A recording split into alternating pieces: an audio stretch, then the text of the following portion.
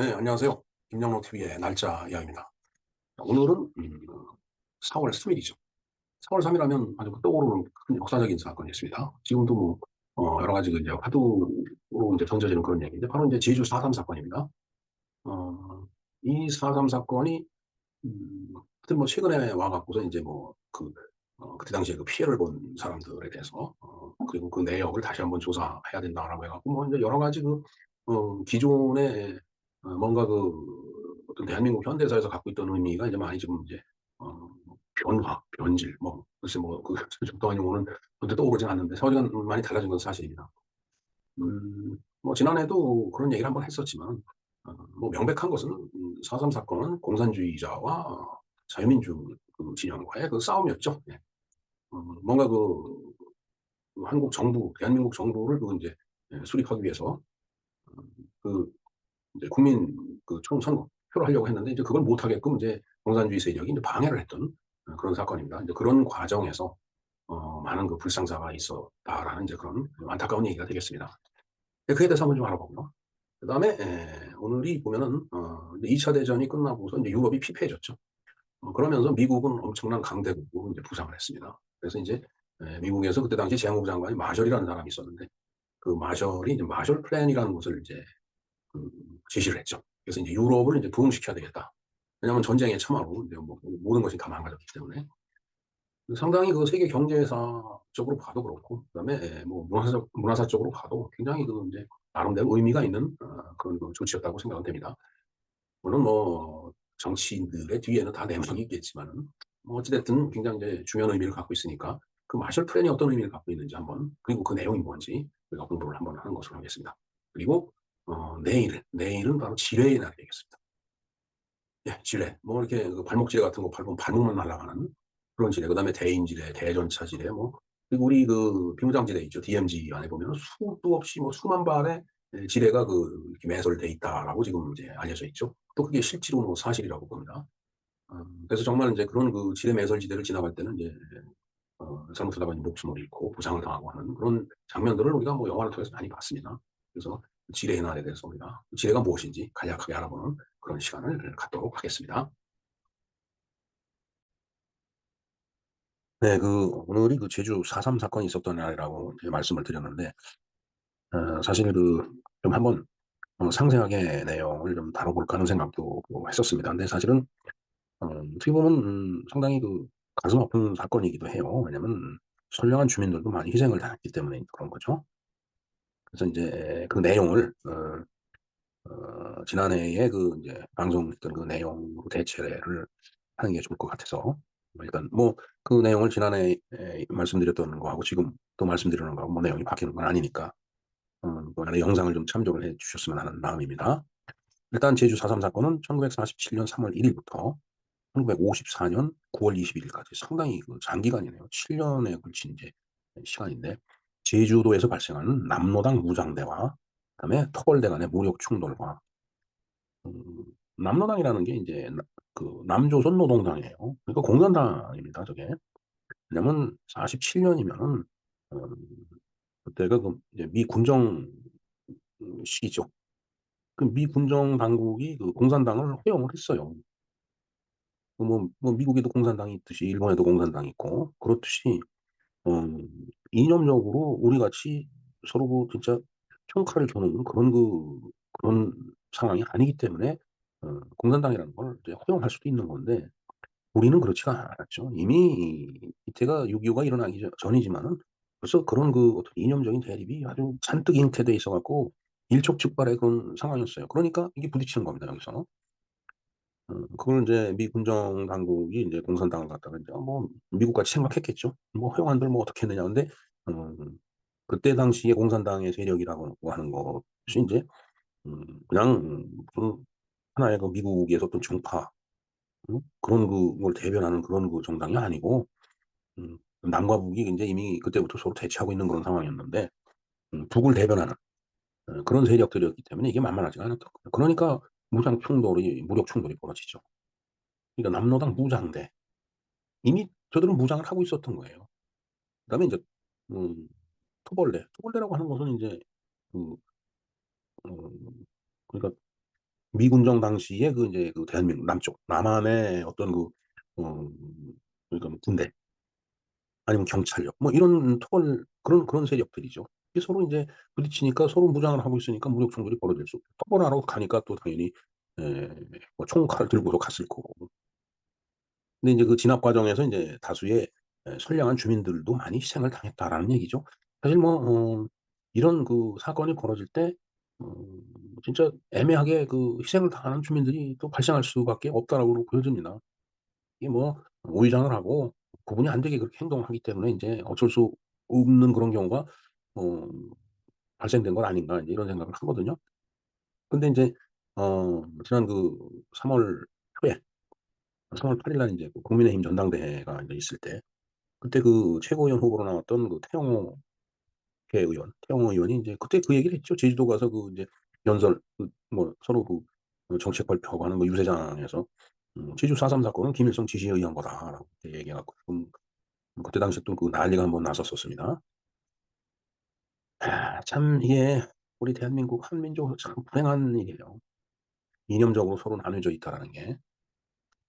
그냥 그런 거 없이 그냥 서로 티격태격 싸우는 건 좋은데 이게 이념적으로 갈리면서 그 뒤를 조정하는 세력들이 그때 당시에 있었죠. 뭐 조정하는 세력이라기보다는 남쪽에는 미군이 들어와 있었고 북쪽에는 소련군이 들어와 있었기 때문에.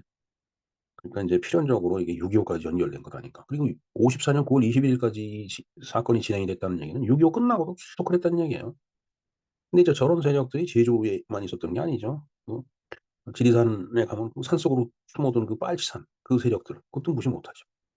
뭐 어찌 됐든 그런 그 토벌 과정에서 다수의 그 이제 어 정말 애매하게 숨져간 그 선량한 시민들, 주민들 이제 그런 분들의 넋을 위로하자라는 것이 어 글쎄 제가 봤을 때는 그렇게 그 제주 4.3 사건을 접근해 나가는 게 역사적으로 맞는 건 아닌가 이런 생각을 해 봅니다.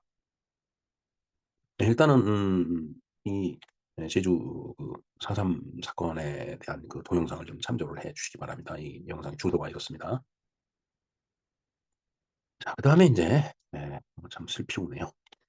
이 마셜 플랜이라는 게 인제 있다라고 얘기했는데 이게 2차 세계 대전이 끝나고서 상당히 그 나름대로 의미 있는 중요한 그런 그 미국의 정책이 아니었나 이런 생각을 해 봅니다. 물론 이제 미국이 패권을 주기 위해서 인제 한 일이라고 보여지는데 자 내용을 보겠습니다. 마셜 플랜 또는 공식적으로 유럽 부흥계 유로피언 리커버리 프로그램 ERP네요.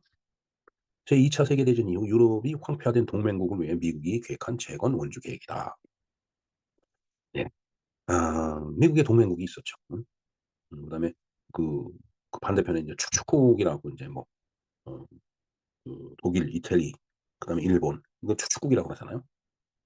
그다음에 인제 그에 맞서서 싸웠던 이쪽 그 미국, 영국, 뭐 프랑스 이쪽 그 세력들을 인제 그 인제 동맹국이라고 인제 보는 거죠. 근데 저 전쟁이 끝나고 나니까 물론 뭐 전쟁을 일으킨 국가는 그건 뭐 더 말할 것도 없겠지만은 인제 그들은 패배했으니까 유럽 세력 전체가 다 그냥 엉망이 된 거예요. 그러니까 '아 이 유럽을 다시 부흥을 시켜야 되겠다, 유럽 대륙을.' 그래서 인제 미국이 계획을 해서 그들을 지원한 그 계획이 바로 마셜 플랜이다. 그런 얘기가 되겠습니다. 자 미국의 국무장관 제가 아까 잘못 생각하려고 하는데 국무장관이네요. 미국의 국무장관 조지 마셜이 제창했기 때문에 마셜 플랜 또는 마셜 계획이라고도 불리며 황폐해진 유럽을 재건축하고 미국 경제를 복구시키며 공산주의의 확산을 막는 것을 목적으로 하고 있다. 개요를 보겠습니다. 자 유럽 부흥 계획 마셜 플랜은 1947년 6 월에 있었던 구미 회의에서 조직이 되었다. 글쎄 1947년 우리로서는 이제 4.3 사건이 일어나던 그 시점이네요. 참. 자 미국은 소련과 그 동맹국에도 정치적 개혁과 외부 감독을 받는 조건하에 동일한 원조 계획을 제시를 했었다. 소련은 사실은 그 소련이 동맹국이었죠 사실은. 그 2차 세계 대전 때는. 이제 그 이후에 인제 서로 미국은 시장 경제를 추구했던 나라고 그다음에 소련은 그야말로 커뮤니스트 공산주의 국가였기 때문에 이게 서로 섞일 수가 없는 거예요. 근데 그쪽에도 인제 그 정치를 좀 개혁을 하고 외부에서 감독을 받는 조건으로 인제 이런 원조 계획을 제시를 했는데 음 소련 입장에서 정치를 어떻게 개혁해요, 이념이 다른데. 그리고 개혁을 해도 방향이 다른 거죠.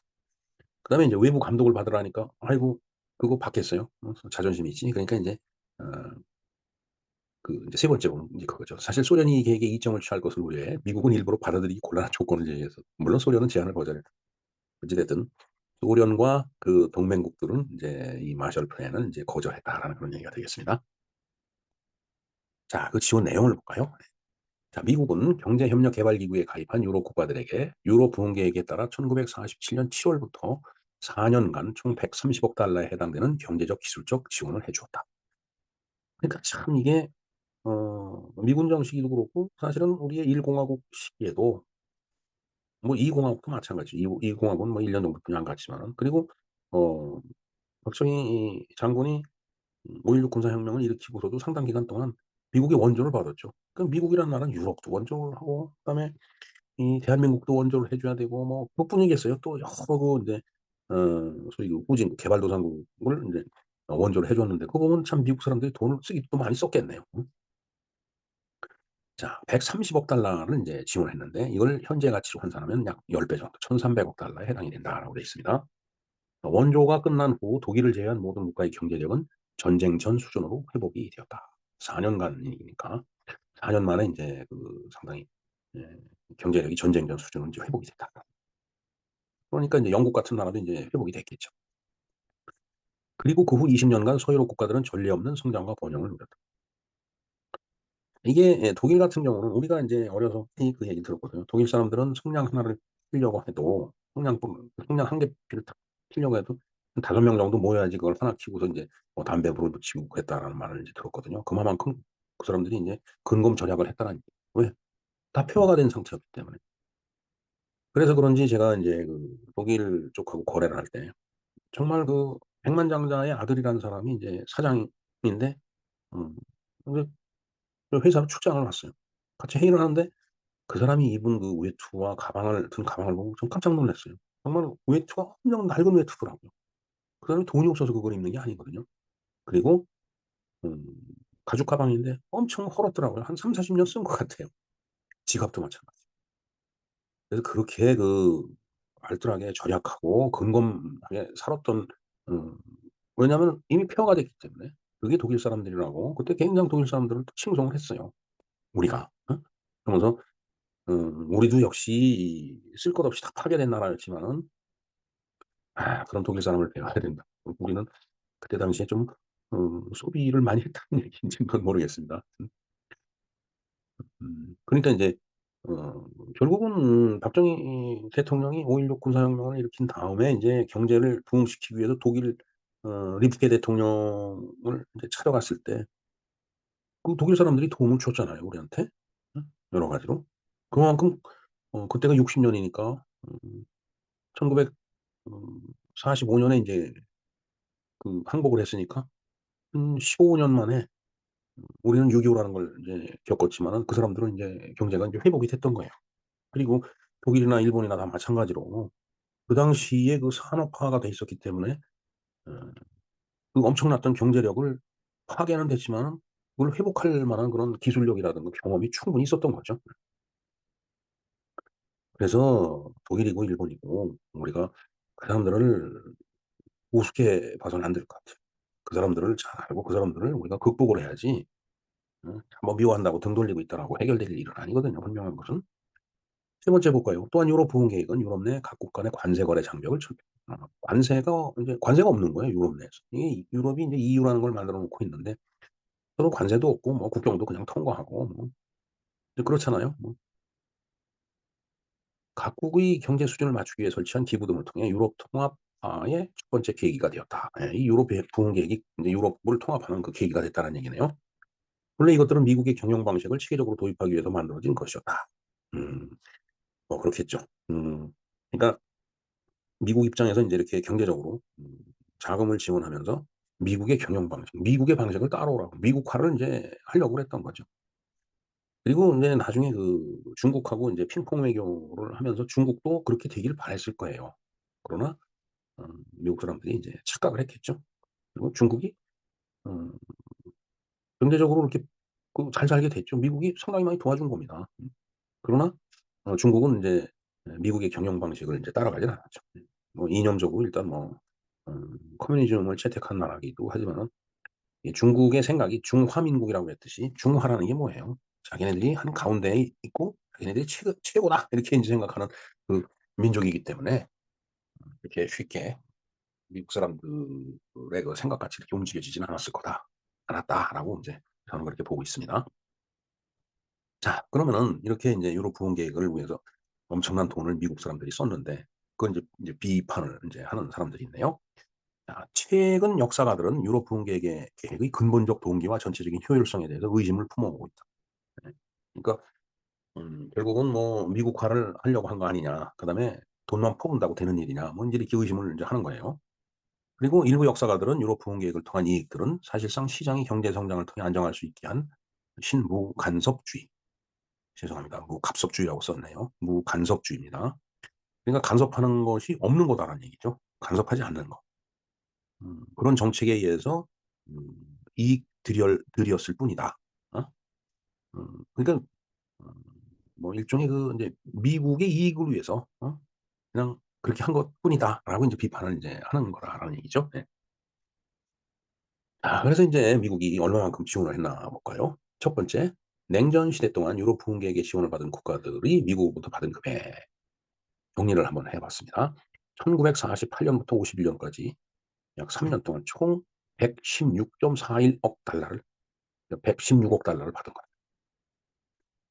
국가별로 보면은 오스트리아 4.88억 달러, 그다음에 벨기에 그리고 룩셈부르크가 7.77억 달러, 덴마크가 3.85억 달러, 프랑스가 22.9596억 달러. 뭐 프랑스가 사실은 독일하고 인접해 있지만은 독일의 침공을 받았기 때문에 많이 파괴됐죠. 비시 정권이라는 그런 우위성 정권을 어 세워 갖고 참 프랑스도 어떻게 보면 참 좋지 않은 그런 역사를 갖고 있는 거죠. 그럼 독일이 14.48억 달러. 그러니까 독일도 대준 거예요. 그러니까 인제 독일이 미국의 품속으로 들어간 거죠. 물론 인제 독일이 그때 공소독으로 나뉘었지만은. 그다음에 인제 그리스가 3.66억 달러.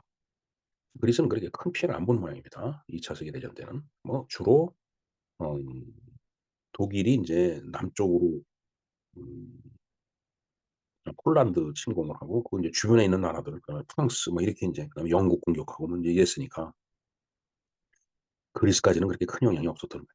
그다음에 아이슬란드는 0.43억, 4,300억.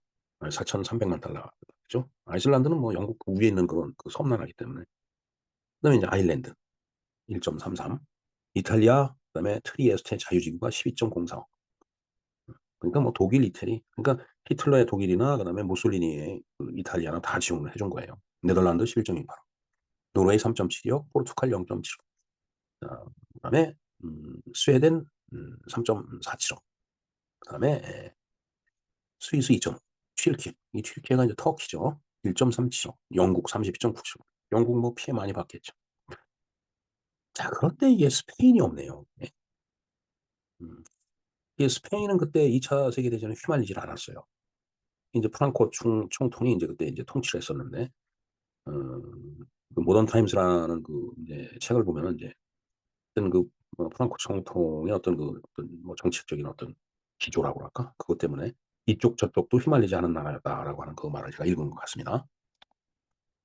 예, 하여튼 그 마셜 플랜이라고 하는 것은 인제 저런 내역을 갖고 있죠. 예. 참고 사항을 한번 볼까요? 예. 모건소 플랜. 독일이 다시는 전쟁을 일으킬 능력을 가지지 못하게 하도록 제2차 세계 대전 이후 연합군이 점령한 독일의 군수 산업을 포함한 모든 기초 공업 시설을 해체하여 독일을 농업 국가로 만든다는 계획이었다. 이 계획에는 루르 지방의 모든 산업 시설 파괴 및 해체가 포함이 뭐 저쪽에서 뭐 이제 철광이라든가 석탄 이런 것들이 많이 또 거기에 인제 산업 시설이 많이 들어가 있었는데 거기서 무기를 만들었던 거죠. 그러니까 그걸 파괴시키려고 인제 했던 거죠. 모건소 플랜이 인제 그런 계획이었습니다. 그다음에 인제 페이퍼 클립 작전인데 오퍼레이션 페이퍼 클립은 미국 전략 사무국의 작전이다. 1945 년에서 46 년까지 미국이 제2차 세계대전 이후 패전한 나치 독일의 과학자 총 642 명을 미국으로 데려가서 그 당시 독일의 최첨단 과학 기술을 연구하는 것이 그 목적이었다. 실제로 인제 이걸 수행을 한 거죠. 저도 그 어려서부터 많이 얘기를 들었습니다. 미국 사람들이 독일 과학자들을 다리려고 왔다라는 거. 이로 인해 나사를 설립했고 전 미국의 공학 과학 등이 바탕이 되었고 지금의 미국이 밀리터리 사이언스의 발달도 이 작전 덕분이라고 할 수 있다. 네. 그만큼 독일의 과학자들이 우수했고 그 우수한 인력을 그대로 미국이 다 끌어안은 거죠. 그 뭐 비록 총을 겨누고 서로 싸웠던 적국이지만은 끌어안을 때는 저렇게 또 확실히 끌어안았다라는 얘기가 되겠습니다. 그다음에 역호스라는 게 있는데 냉전 초기에 미국이 시행한 일본의 공산화 방지를 명분으로 전범들과 우익 재벌에 대한 사면 등으로 재우경화 를 허용한 정책이다. 그게 인제 역코스다. 거꾸로죠. 야구 코스네요. 일본말로 한다라면은.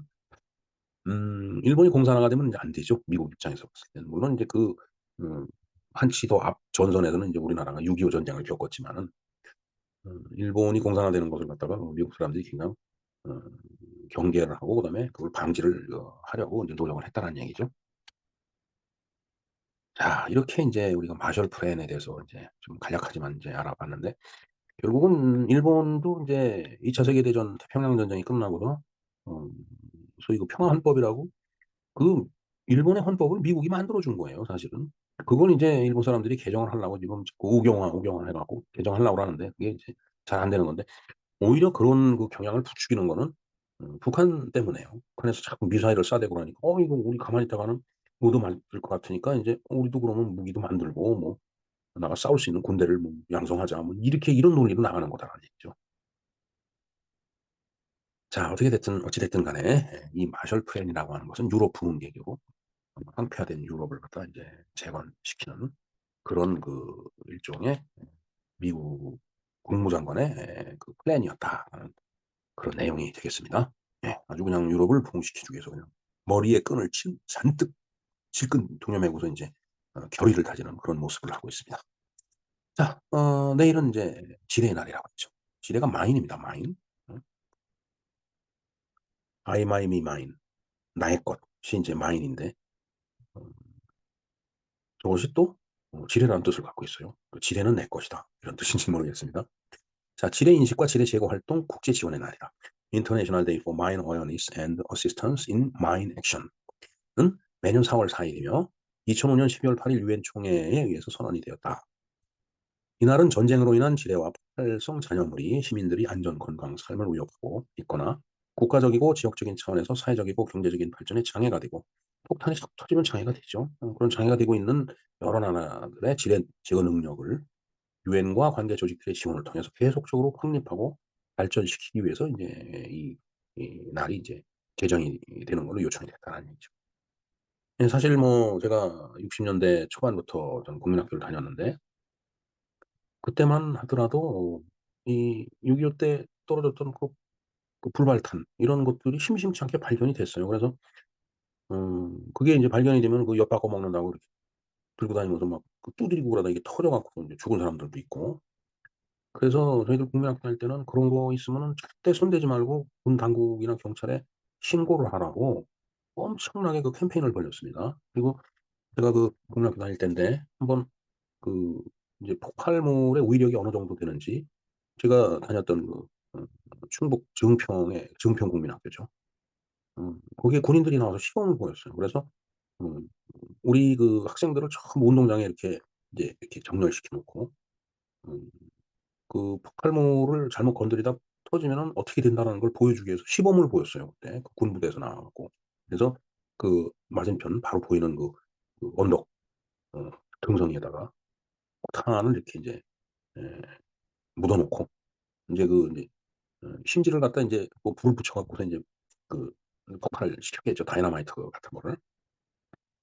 그래서 인제 그때 인제 군인이 거기다 불을 도화선에다 불을 탁 붙이고서 인제 대피하느라고 막 뛰어서 인제 안전한 곳으로 이렇게 인제 우리가 볼 땐 좀 도망가는 거로 보였는데 이제 대피를 한 거죠. 그리고 나서 인제 그때 그 폭탄이 터지는 장면을 우리가 봤어요. 근데 인제 뭐 상당히 많은 이게 위로 튀면서 굉장히 큰 이제 구덩이가 발견이 됐죠. 그러니까 거기에 사람이 옆에 있는 상태에서 그게 폭발하면 사람이 죽을 수뿐이 없는 그런 무시무시한 거다. 그러니까 절대로 음 손을 대지 말고 괜히 들고 돌아다니면서 엿 받고 달라고 엿장수 찾아다니고 그러지 말고 부대에 신고하라고 그런 시범을 보인 적이 있었습니다. 그 기억이 지금 생생하게 납니다 아주.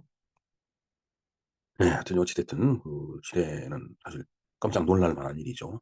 사실 뭐 6.25 때도 지뢰를 많이 뭐 사용했고 그다음에 지금 비무장지대도 상당히 많은 지뢰가 묻혀 있죠. 지금 10,000발 정도 된다라고 그렇게 얘기를 듣고 있습니다. 그래서 그 지뢰 제거 작업하는 거 참 굉장히 문제고 그다음에 저희들이 그 군사 훈련을 받을 때 이제 지뢰를 탐지해서 제거하는 그런 훈련을 이제 받았죠. 그게 대검으로다 이렇게 자기가 나가야 될 그 방향 그 앞에 쭉 인제 뭐 무릎을 꿇고 나가면서 어 대검으로 계속 인제 흙 속을 이렇게 찔러 가면서 나가는 그러다가 뭔가 금속성 있는 게 걸리면은 그게 지뢰니까 잘 파내 갖고 인제 터지지 않게끔.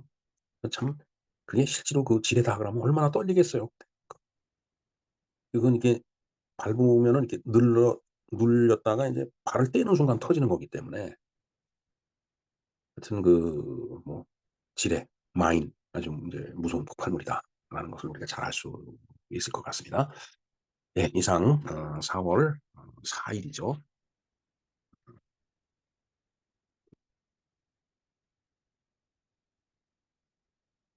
4월 3 일이네요.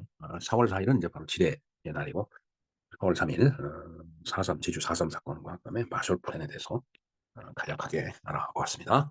네 김영로 TV의 김영로였습니다. 감사합니다.